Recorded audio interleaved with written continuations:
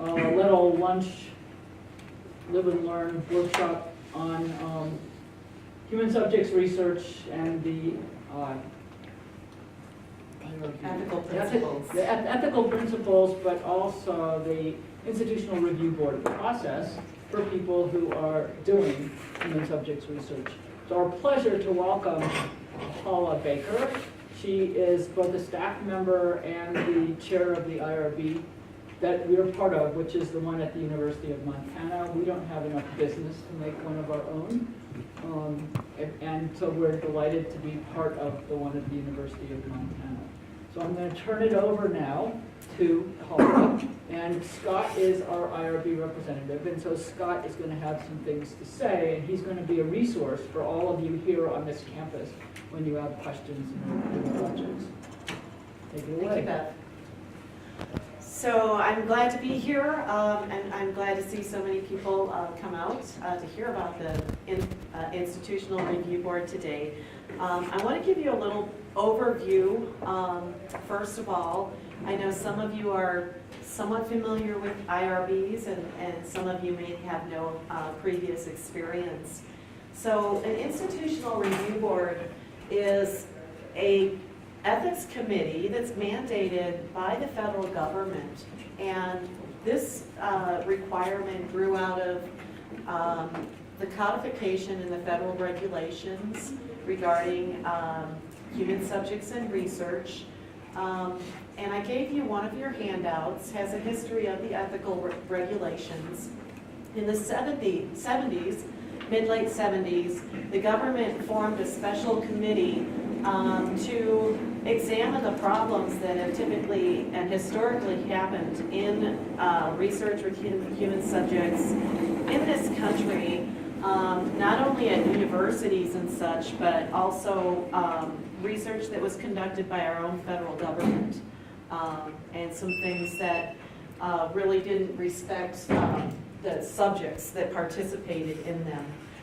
And this committee came out with a report that is called the Belmont Report.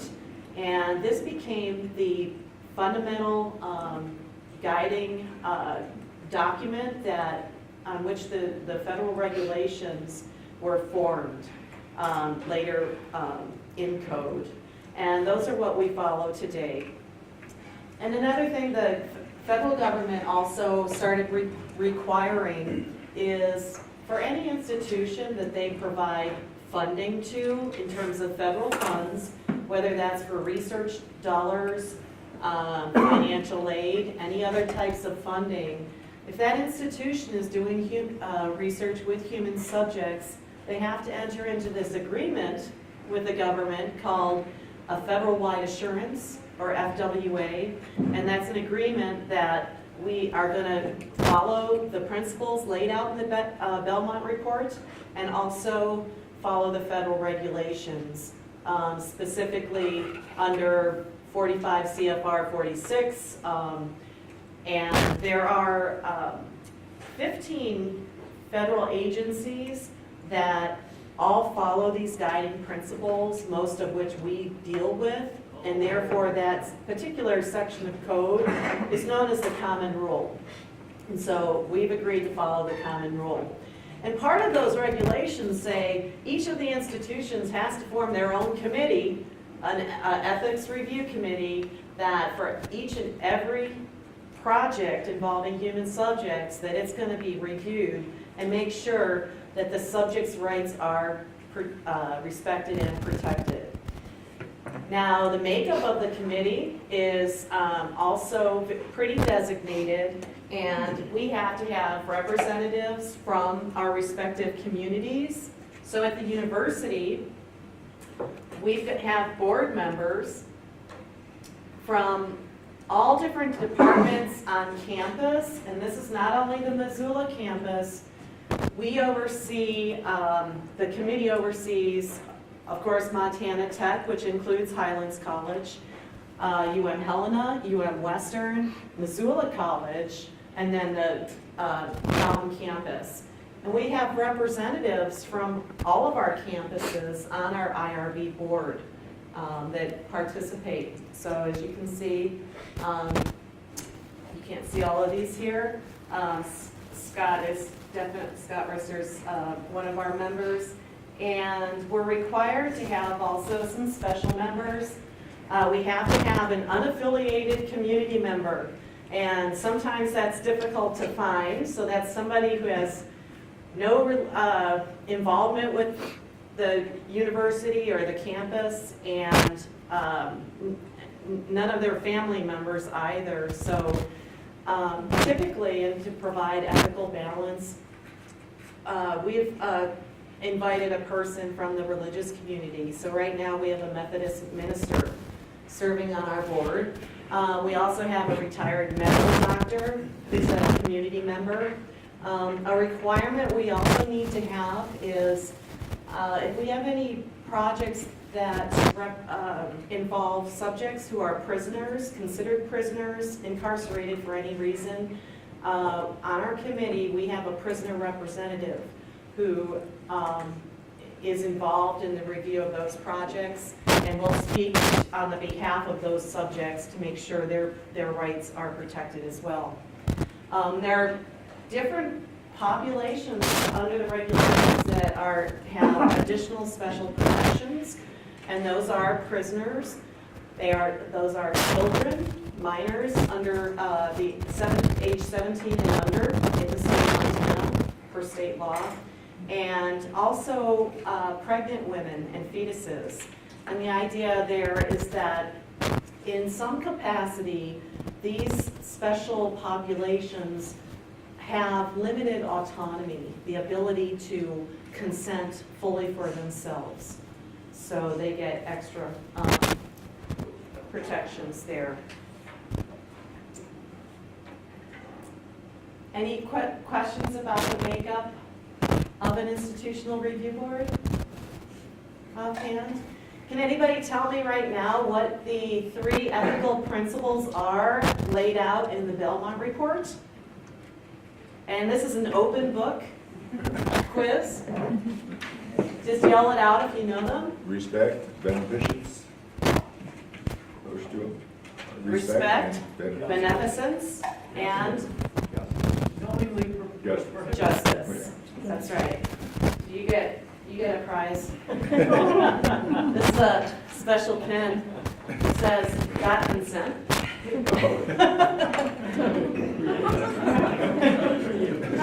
Very good, very good. So how do we go about reviewing research proposals?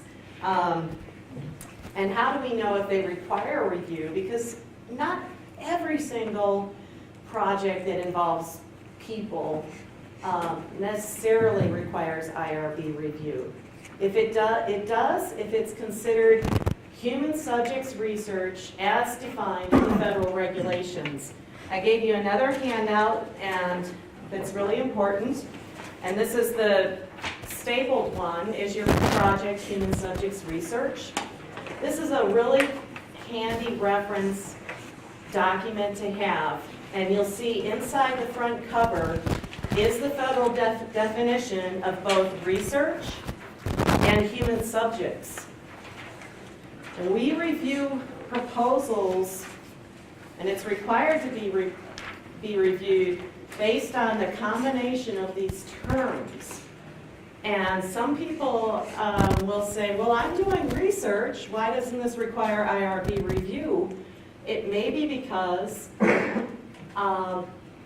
the combined definition of human subjects research isn't met, and therefore it doesn't need to fall under this.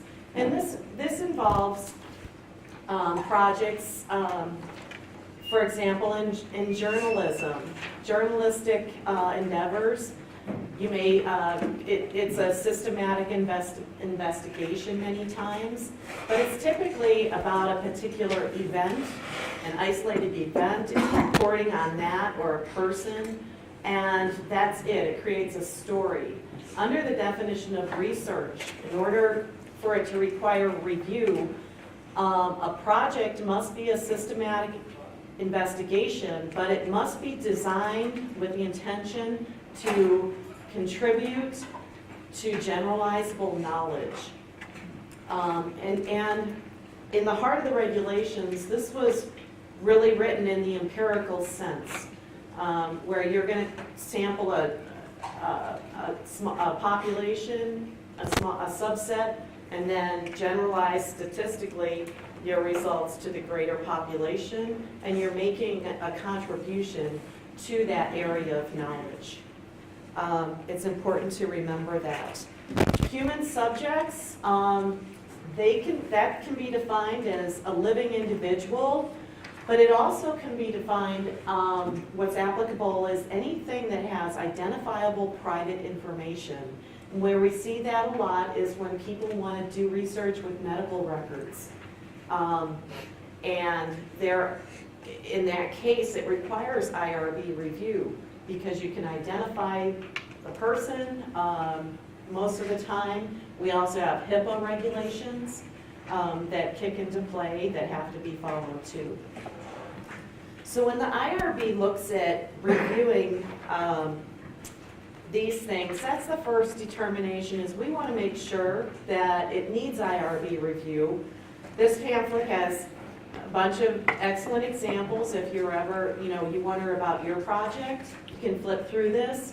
If you're ever in doubt, if you're starting a project, give Scott a call and talk to Scott and talk through your project, or give me a call, or Bev, she'll help you too.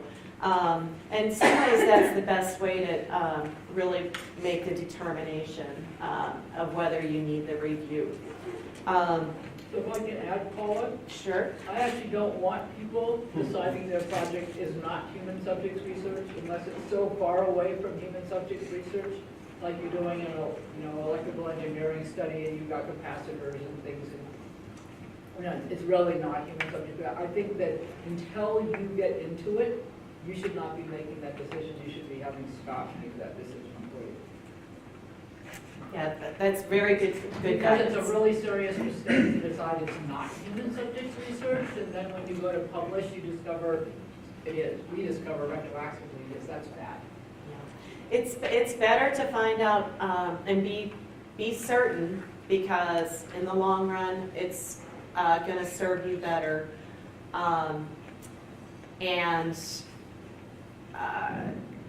Like Bev was saying, if you start doing your research and as an afterthought, you start wondering, oh, maybe I should have, found out if I needed review. Unfortunately, the IRB can't review any research that's already been started to be conducted. And why is that? That's because, again, it's the IRB's job to ensure that the rights of subjects are respected and the federal regulations are followed. And without doing that or getting that approval, any data that's collected beforehand cannot be used. And the university won't support that. So when doing reviews, if you look in the pamphlet that I handed out to you, and I'm just a little proud of this right now because this is the Montana Tech version, which I customized for you folks with your logo, and Scott's contact information is on the back of this, so you know. But if you open it up in the middle and the very top center there, I list the different types of reviews that the IRB conducts. So as you can see, first of all, determine if it is human subjects research or not, or I guess that's the fourth bullet. And the next consideration that will follow is it, if it is human subjects research, is it exempt from the regulations or not? And this is confusing to many people because it doesn't mean something is exempt from IRB review. Only the IRB can make the determination of whether something falls on the exempt category, or we can say qualifies for an exemption. So that does require a full application in order for the IRB to make that determination. If it's not exempt, then it will be considered under expedited review, which is still considered minimal risk. If it's greater than minimal risk, it usually gets kicked to full committee review. So what do I mean by minimal risk? Does anybody here know the definition of minimal risk? Not you, Scott. of how that is defined? Not off the top of your head. So it is defined as that which is encountered, a risk that is encountered in normal everyday life or normal clinical procedures. And that is a relative term. Not a lot of these things aren't black and white, because what's normal everyday life for one person or one group of people can be very different from another set of people.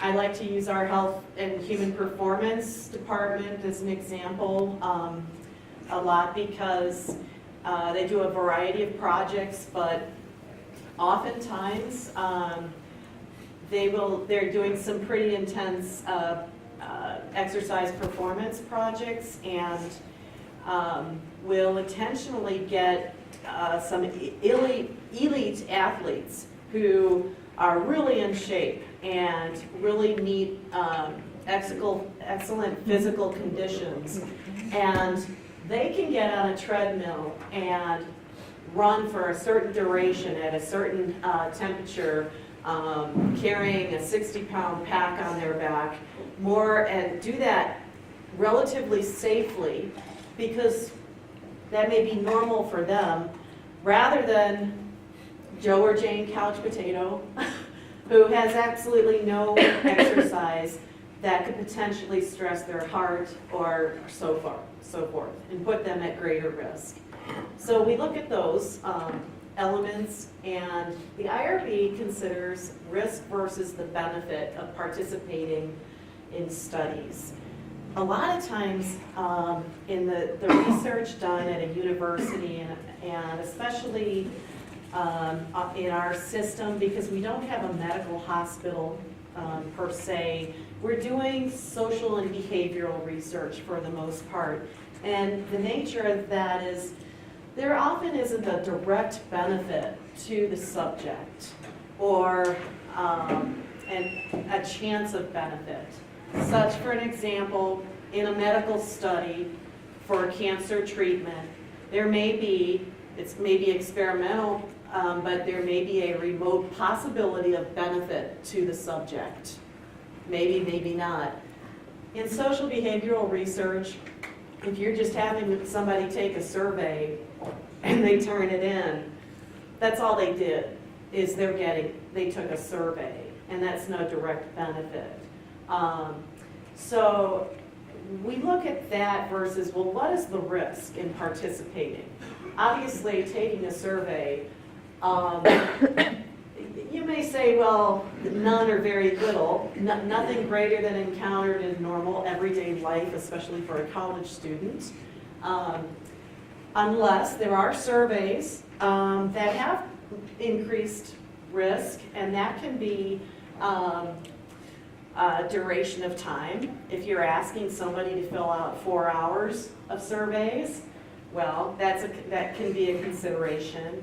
And the content of the surveys, or whatever you're testing, the data you're collecting, if it's of a sensitive nature, as we see very often in psychology, concerning health issues, sexual behavior, drug abuse, and depression, and so forth, those have increased risk, or they can, and may trigger an emotional reaction immediately or lingering. So the IRB will look into, okay, how can that risk be mitigated in that study, and how can we address that?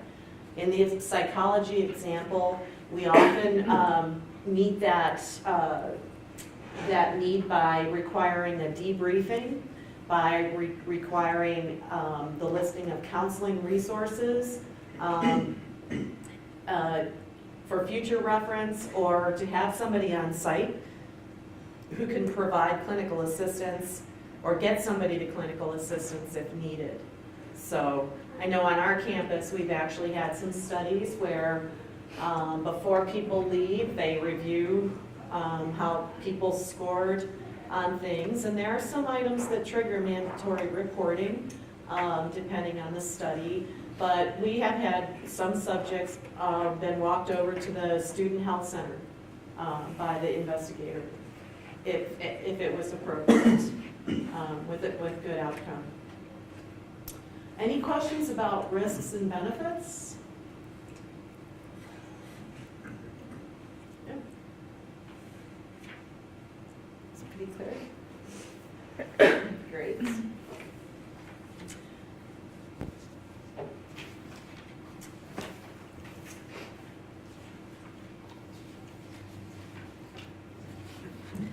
So I wanted to talk about informed consent a little bit. And this is required under the regulations. It can be waived for exempt studies, and that exemption, really it's helpful to think about it in terms of being exempt from the requirement to obtain written consent and for continuing review. When you get into non-exempt research, there is a requirement that you need to fill out a consent form for the subject and get their signature, unless the IRB grants a waiver for a signature, which is possible. So on our web page, we've got a form page here, and we have templates that really help people in filling out applications. And it's pretty comprehensive. In terms of informed consent, this is our template. And we basically have a document, and going through each of these items, each of these, well, most of them, yes, we have a header, you have to identify your project, but most of these are federal requirements that you have to convey to the subject and ensure that they understand it. So starting with what's the purpose, you have to inform people that you are conducting research. And that's important. Sometimes people kind of take that for granted, but we have to remember we're conducting research because there are questions that we're trying to find the answers to, and there's an experimental nature about it. That's different than a political poll, if somebody calls you up, okay? Additional elements that are required is you have to outline procedures. You have to tell subjects, hey, what's going to happen to you? What are you going to be subjected to, and for how long? And then you also have to really spell out, well, what are the risks in doing that? Whether it's you might get fatigued, you might get upset with the questions that are asked, you might trip and fall if it's something physical, and then also, how are those risks going to be mitigated? And this applies to mostly studies that involve physical procedures, where really risks, the mitigation of those need to be spelled out, such as if we have people do a blood draw and are taking a blood sample, they have to in here say that taking a blood draw, it's a normal clinical procedure. However, you may experience some soreness and bruising in that area. The area will be sterilized beforehand. Should any redness, lingering redness occur, you should consult your physician, type of thing. Just really lay that out for them. If there's any benefits, and so here's the classic one. I mean, we see this very often. There's no promise you'll receive any benefit. And if there's no benefit, you have to state so. What would be some benefits that they could, I mean, like, not satisfaction, or, I mean. Yeah, and we have people write that a lot. There may be no direct benefit for you by participating in this study. However, you may have the satisfaction of knowing that you're contributing to our knowledge in this area. We have a lot of people write that. It's very true, so. I've included things like this research may help design intervention studies in the future. Changing practices. That way. So, I think the big thing, I don't know if Paul's into, but the payment or extra credit or anything like that is not a benefit. I think people get confused about that a lot. Yes. It's the only way you can get Okay. But it does not count as a benefit. Okay. So I'll talk on that a little bit more. Payment is not a benefit of research. And the reason that is payment is handled as a reimbursement for somebody's time or a compensation for their time. And the issue there is participating in research is not a job. They're not earning $60 for an hour of their time. It's not compensation for work. Also, the IRB has to review what kind of payment is being offered to subjects and review for issues of potential coercion or undue influence.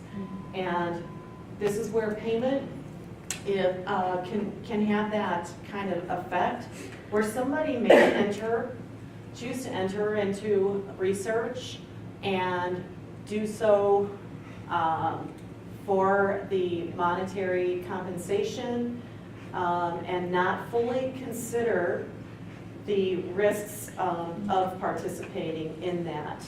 So for example, if we had a student project and you were going to compensate a student $600 for a half hour of their time, I bet you would get a lot of subjects, right? But the IRB would say, oh, wait a minute. And you need to consider, would people enroll in that study if that compensation weren't present? How much is that influencing their decision? So we weigh that out. It's very important. Any questions about that? The IRB has to review any advertisement or recruitment flyers also for the same reasons, to make sure that the study is being advertised truthfully and correctly and not unduly influencing somebody's decision to participate without consideration of the risks.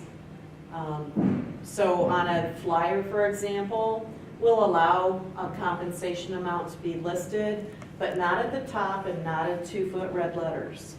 Well, that kind of language has to be minimized and in the text. It shouldn't be the highlight or the attraction. You can, people, what's interesting is they really want to participate in research and they really are interested and they actually want to help contribute to knowledge. And you can really sell that in your study if you're trying to get subjects. And we've had great success just taking another look at that. If there's any alternative therapies out there, again, a lot of these came out of a medical-based model where, well, let's take depression. If you're doing a study on depression, if yours is looking at a cognitive treatment, and there's another, there are other types of treatment for those particular symptoms available, it may be appropriate to list those also. Confidentiality is really important. You have to tell people, okay, well, we're collecting all this information about you. How are you as a researcher going to handle that properly and keep it confidential? In social behavioral research, the biggest risk factor we actually see is a breach of confidentiality, where that data is compromised in some fashion. And with students, a lot of times, it's as simple as they left their laptop sitting out in the cafeteria and came back to it and it's gone. So that got stolen. The electronic transmission of things, if a computer gets hacked because it's not password protected or encrypted. Physical papers are stolen.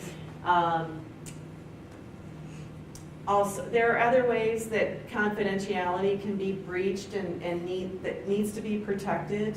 We've had studies done in high schools that were sensitive, such as a training program was studied for young ladies who had weight issues, and the investigator wanted to hold these sessions in the middle of the day, in the middle of the school, and the IRB said, well, if people see these people going at this time into this room, and other people are observing this, how, is that going to affect their privacy in participating and how they're going to be treated? So we made adjustments to after school hours and a location that was much more private, that was appropriate to protect them in that sense. Always in research, participation must be voluntary. That's a fundamental principle of participation in research. And there have been things done in the history of the U.S. when it always wasn't so. So that's a necessity that the subjects understand, and also that they're free to withdraw at any time. That if there's a question they're being asked, whether it's in an interview or on a survey, if they're not comfortable with it, they can skip it. They're free to skip that. And that's tough if you're doing an online survey and setting it up. In the survey design, you have to put in skip, not make every question required, as that goes.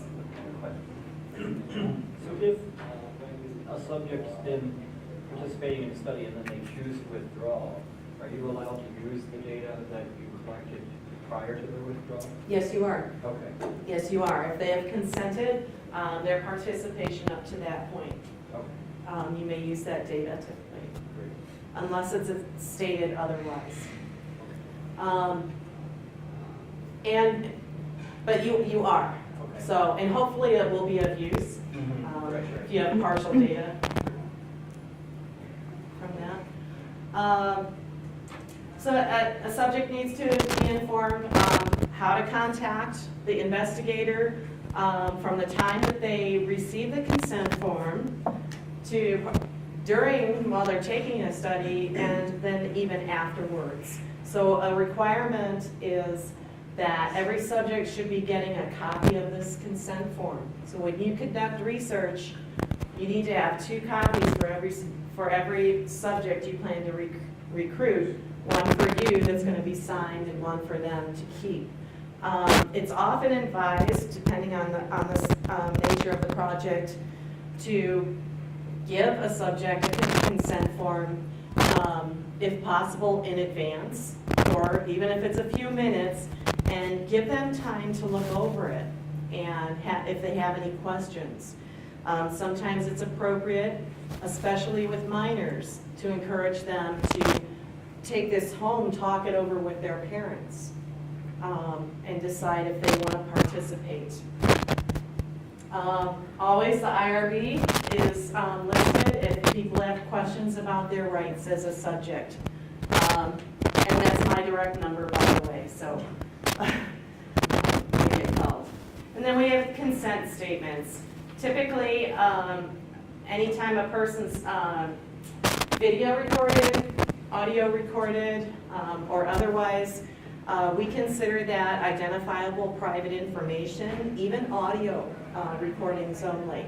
And a separate consent signature is required for those items. Is that true, like if your video or photographs don't show their head or face? If it's just like, it's just true of everything?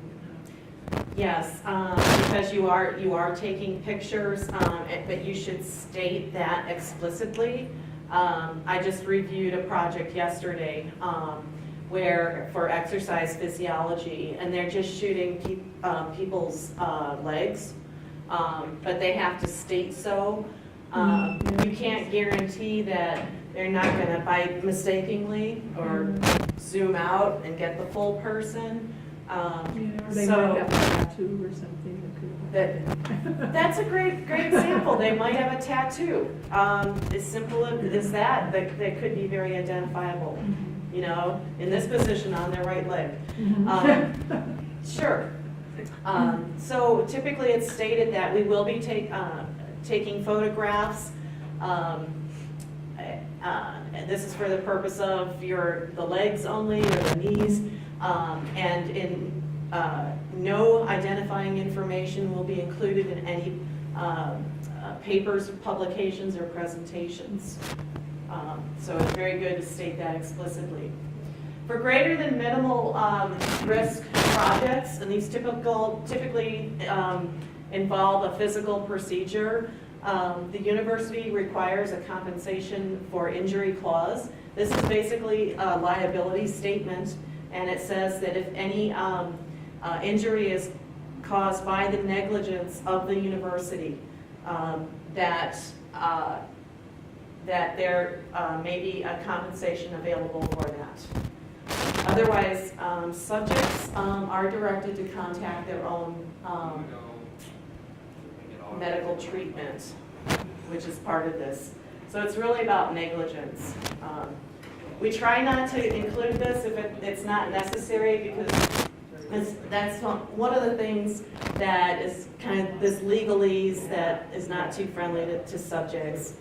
On a consent form, we want to keep them really concise, written in plain language, and keep them short and not put in anything in there that's not necessary, and that's not going to make them just skim over things and not understand really the nature of the consent. For online surveys, many times these will fall under an exempt category. However, we still require basic consent language at the beginning of a survey, and it's short and concise, but these three little paragraphs actually hit most of the required consent, informed consent requirements under the regulations, that you're doing research, what the purpose of it is, how long it's going to take, participation's voluntary. In online research, it's always important to say that you must be 18 or older, and that's a tough one because there's no direct way to control that. But whenever you get into the question of that, we really need to make sure that if any minors are involved, that the special regulations kick in there, and I'll talk about those in just a minute. And that's about it for consent. I know that was a lot of items, but again, this template is really helpful to have. You basically save it to your desktop or somewhere, and just fit and choose what applies to your project. So it's not that arduous of a process to go through. So I want to talk about minors just a little bit more, because they're a protected population under the regulations. So whenever minors 17 or under are involved in a project, it is required that they provide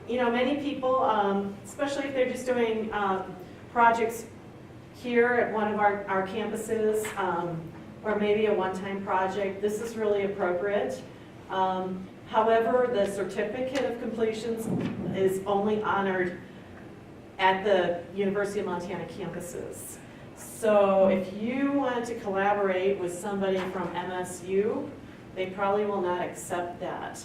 MSU only accepts one course, one type of course, and that's option 1 year, which is the city course, and which is a standardized course that's basically accepted nationwide and even worldwide at this point. But it also takes like 6 to 8 hours to complete. So there's a big time investment difference. Any questions about these? So how long, they're good for 3 years. But that seems to be like an awkward time, because if somebody is a freshman and they take it because they're doing some undergraduate research, now they have to take it again when they're a senior.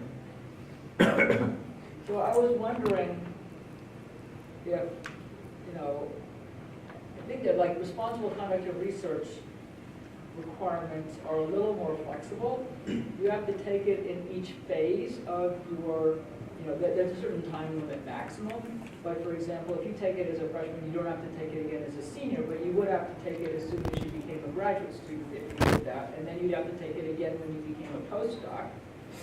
And then you might have to take it again when you're a faculty member, and then maybe every 4 years after that. But the 3-year time seems awkward given some typical durations of academic. I think the original ideas that thought was maybe aimed at graduate students, and when we think about who are the majority doing research in the course maybe of a PhD program, perhaps. So maybe that's the rationale. 2 years seemed too quick to require people to do it, but after 3 years, do people really remember those principles, and are they keeping them in mind? I think that's the evolution of it. Regardless, this is an industry standard across institutions, 3 years. That time limit, however, is not written into the federal regulations. That is an institutional policy, but it is a standard of institutions, universities across the country, and that probably will not change. So.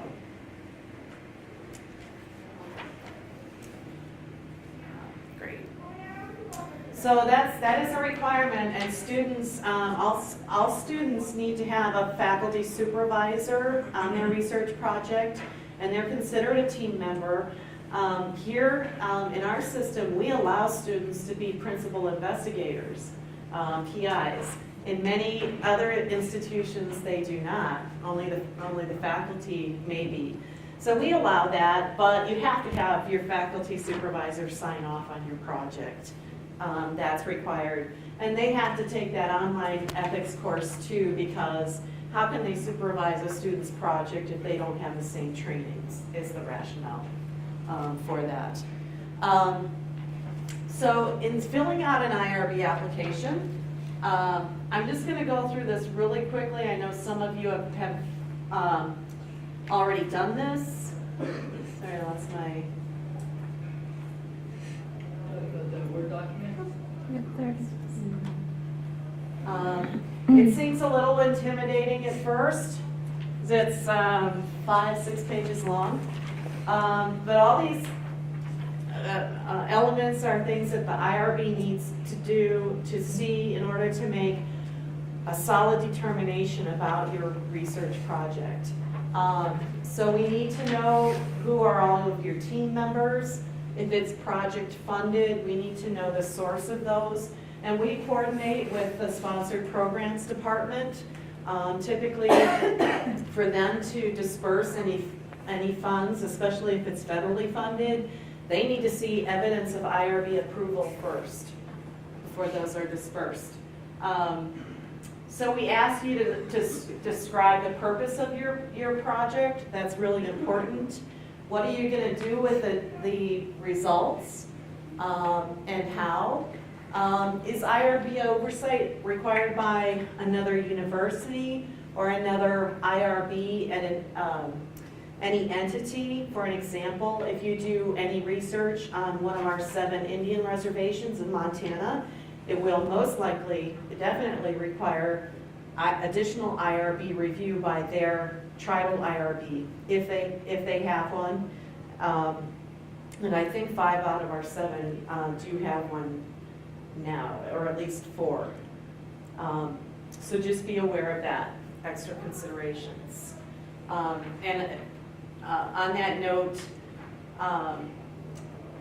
the amount of time for review can vary between IRBs, and some may take much longer than others, and it depends on the nature of your project too.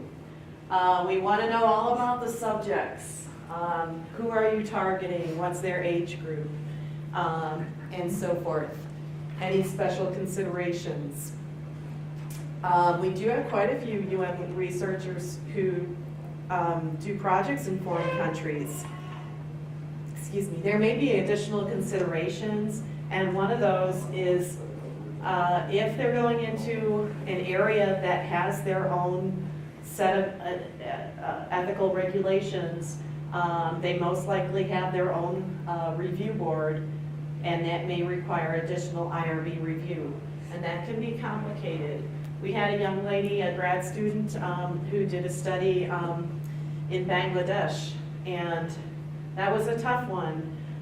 They definitely had all of those things in place, but even though she was a student, the process took her 6 months, and they also charged her $600 to review it. So that's another thing. While you're at the university, be aware that the IRB review here is free of charge, but once you're external, that there may be a fee associated with it. So, good to know. Oops, sorry about that. We want to know about how subjects are selected, where you're going to hold your, conduct the research. So if you think in terms that if you conduct your research anywhere other than on campus here or on a Montana campus, we may require you obtaining permission from that location, and especially if it's an elementary or high school or a nursery school. If it's a YMCA, the YWCA will ask for a letter of permission from the director of that place. And that is because anytime a university researcher goes into another place of business, we need to know that the director is aware of what's going on there and has their permission. Especially in schools, you're taking up a teacher's valuable time when there's so much demand on it, potentially, and so forth. We want to know the nature, so these kind of questions about drug use and other behaviors really lend towards helping the IRB make a risk assessment and what's involved. If you are collecting any biological specimens, blood, urine, saliva, buccal cells, that's going to require an extra IBC review process. And the IBC is the Institutional Bioethics Committee, and that is a separate application. And that is to document how you are going to store and ultimately dispose of those biospecimens. We talk about looking at the risks, the benefits, how you're going to mitigate or minimize any risks, informed consent, and then finally sign the document. Students have to have their advisor sign it. Additional things other than the application is to attach the consent form any letters of permission, any recruitment flyers, which includes any scripts if you do a radio announcement or something. The IRB needs to read and review and approve that. And that's the nitty-gritty of it. So I know that was a lot of information, and some of you might be wondering, well, how long does this process take? Seems like a lot of details, and it is. Typically, our review for minimal risk studies, those which would be under the exempt category or expedited, we really can usually do within 1 business week or less, which is really pretty good for an institution. If something needs to go to full committee because there's greater than minimal risk, the committee only meets once a month. And because of that, the total review time is typically up to 6 weeks. Okay, and this is all depending on if the IRB has complete information. It may be if there's additional questions that it depends how long you can get back to the IRB in order to complete that. Now, Scott can make decisions himself, can't he? Yeah, so that's great. So everybody should know Scott is our IRB representative here, has the authority to review and approve all exempt level reviews and sign off on them, and I think you're pretty fast. Yeah, I guess it's, and this is just from my own personal experience, when I've submitted quite a few of these, and almost, I can think, probably about 90% of them will get some feedback. Usually Paula finds something that I haven't filled out correctly, and she's really good, gets back to me in a couple of days. But I mean, you probably want to have had, yes, we can do it in a week, but often if there's any questions, that may add 1 or 2 days of sort of back and forth via email. So I might just encourage you to sort of just pad it a little bit. Yeah, and that is why I went through each of the items on the application just a little bit, because most often it's one of those things where we just, it's incomplete. Like in that item number 2, we asked for course completion dates, and I'm sorry to say, but if one of these is blank, we can't approve it. It's little things like that. Do you want the certificates? Or No, we don't. Oh, that's a great question. We don't. We really work on an honor system here, and we do not need you unless your faculty supervisor might require it. IRB doesn't need that physical certificate. We expect you to write in month, day, year, the course completion date, and really the only time we will ask for it, as it says in the instructions, is if there's any question about it. I get applications where it says they completed their course on 10/6/2017, and I'm like, really? Well, let's see that certificate, please. So if it's warranted, if there's a question. I think this is a good process. It's changed from the first time I did it. It was very laborious, and I like the way you have it set up now. That was in like, I don't know, it was in 07, I think. Oh, okay. Yeah, we've really tried to refine and streamline everything possible while staying and meeting the regulations. Yeah. So that's good feedback. So if somebody has an approved project and they've changed something, what are they supposed to do? So we have a process for that, which is, some people call it modifying the originally approved protocol. We call it an amendment, same thing. So this is really very important that before any changes are made to what was approved, those must be first reviewed and approved by the IRB, unless extremely minor, and we're talking really quite minor. Like, I'm going to use a different thickness of paper for my consent form. Okay, that's minor. Pink instead of being green. There you go. So we have a simple amendment request form in our forms list, and it just needs to be laid out there, and it needs to be reviewed and approved before the IRB, before making any of those changes. The main primary rationale of doing that is, again, it's the IRB's responsibility to make sure any of those changes isn't increasing risk to the subjects. And if so, how are they being mitigated? So it's a whole nother review of that. The IRB needs to sign off on it. So I'm gonna ask another, so when people, these are approvals are good for some amount of time, they're not like good forever.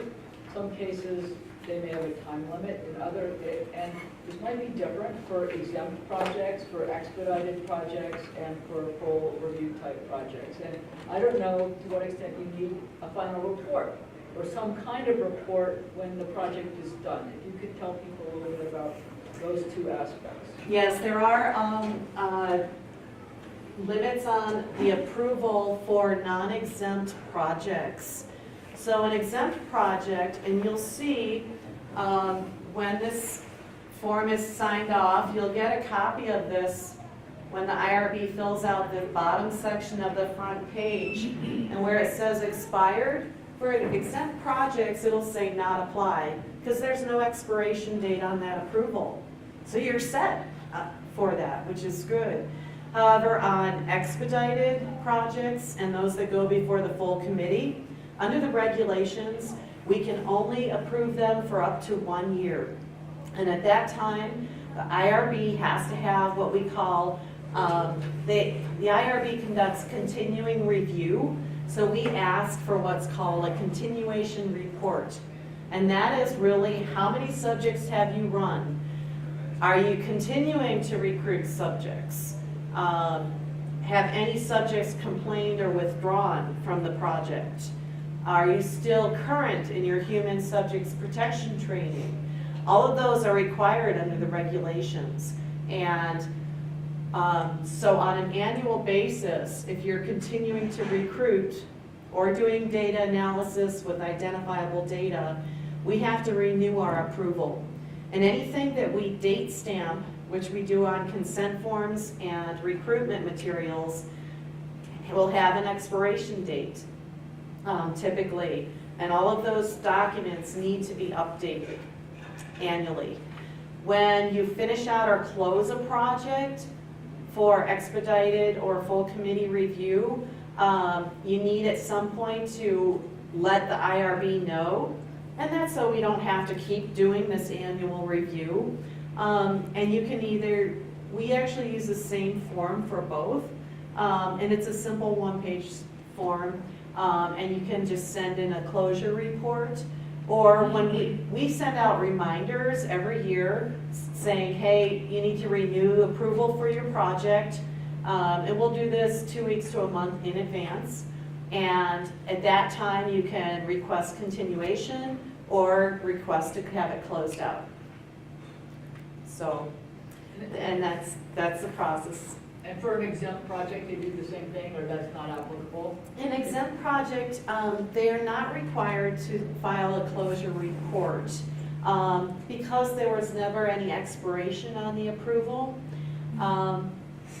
So, yeah, there's no further action needed. But if they're changing their protocols, what Even under, if you have an exempt determination approval, if you go and you want to change your protocol, then that requires IRB review too. And you'll get when you get an approval letter for any of these, that will be spelled out in that approval letter. Okay? What about, like in our department, it's fairly common for students to use archival data that's already been collected for both, maybe not personal, but some maybe personal sampling data. What, if a student decides they want to analyze that for a thesis, what are the implications for IRB? So the answer is it depends. It depends on the nature of that data. So if it is publicly available information, no IRB review would be needed. If any of the information has identifiable private elements to it, then the IRB would need to look at that. This comes up with student work quite a bit, and we consider student work that they do in the classroom, if they wrote papers, and a lot of times people want to do discourse analysis or something, and the thing is that is considered their property, and if they didn't consent to that being used, it most likely won't be permitted to be used. Again, the IRB will look at the nature of each project. So if data was collected on people 5 years ago, and now it's decided that someone wants to analyze it, it's likely it wouldn't be approved, or it just has to be reviewed. And it depends, again, the nature of it and what is going to be done with that information. Now, teachers collect data on their classes all the time, okay, and use it to revise their course plans and so forth. But so that, under the definition, is not collecting data to use and generalize to a greater population, to contribute to the field of knowledge. Okay, but if you have a grad student come in who wants to use this data for a dissertation, which typically is for that research purpose, then we would have to take a look at that. And would that be any different? I mean, I think we should take a look at it. Would that be any different if they cleaned all the personally identifiable data off of it? And so maybe it's an environmental exposure thing, and so what's left is how tall the person is, whether it's male or female, how much they weigh, what their dosages were, and environment, in this environment where they're, I don't know, breathing particulates or whatever they're doing. It certainly is possible if that data is not considered intellectual property, and it has no identifiable characteristics in it.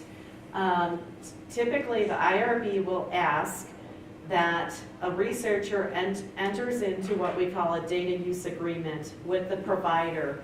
What that is really is documentation that the provider is only giving the research de-identified data, and a lot of this came out of Hipaa regulations, that it has no medical or there's a whole set of identifiers that we can spell out. And it has to be stripped pretty clean. It has to be stripped pretty cleanly. And we have to be careful, I think, a little bit in Montana, because we live in a state with smaller communities, and it's a little easier to identify maybe a group or an individual here based on a little information rather than a group in Chicago or New York. So we'll take a look at that too. So one of those potential identifiers is geographical location, down to a certain point. So just as a rule of thumb, the state level, really, and per Hipaa regulations, is the most detailed level that they consider not identifiable. But anything more than that, such as if, I have a 28-year-old male from Two Dot, Montana, who has 2 kids and has a master's in pottery. Gosh, I wonder if you could figure out who that is. I'm just saying. Yeah. So there are ways, and this is a big deal these days, especially when we have a lot of big data sets being processed and meta-analyses. It's really been proven more and more that it is not that difficult to reconstruct data. And so people are really more leery about this. We advise great caution in using the word anonymous. Even with online surveys, unless you tell Qualtrics, SurveyMonkey, whatever program you use, to not collect email addresses, it usually will. Unless you tell it not to download IP addresses, it will. And we consider IP addresses identifiable. So details like that, that in this day and age of data, are factors that we really need to consider. My question is more towards Dr. Rissa right now. For the undergrad students that do group projects for the semester, does the professor bring the information to you saying, is this okay to process, or can we just run with it and don't bring it to you?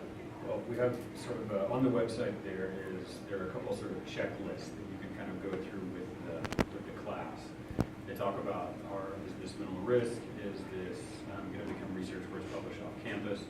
But the nice thing is U of M deals with this a lot, so we're essentially following their policies. I don't know if that's an easy place to find. There's an entire section just on research method classes. Research methods classes. So this is sort of what we're going to go by at Tech. This is the policy we're going to follow. Because as a student, I mean, the professors don't think get these emails, but we get bombarded in spring with surveys after surveys after surveys. Okay. And it's like, well, I don't want to give out my age. I don't want to give out what my degree is. Yeah. And so, did they get permission from you or go through this to get a check? I mean, Well, that'll be. do they know to go through here to check?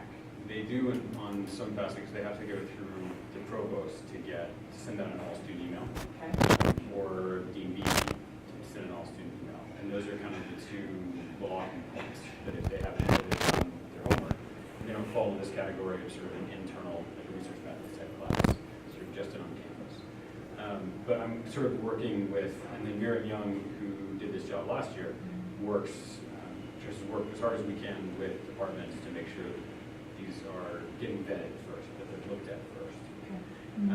But research that's done on campus for purely educational means does not necessarily have to go through IRB review. So I mean, that's the thing, it's for educational use only. But if you discover something great that you're now wanting to publish, you're out of luck, Exactly. okay? If you think the class project might want to be submitted to a conference or to a journal, you have to have gotten the approval first.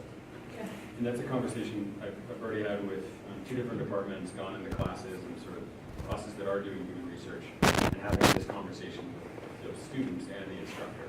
But clearly I haven't hit all those classes that you brought up. And I know, and I haven't hit the business department or Highlands College, which I know does a lot of human subjects research. So that's a process. Curiosity.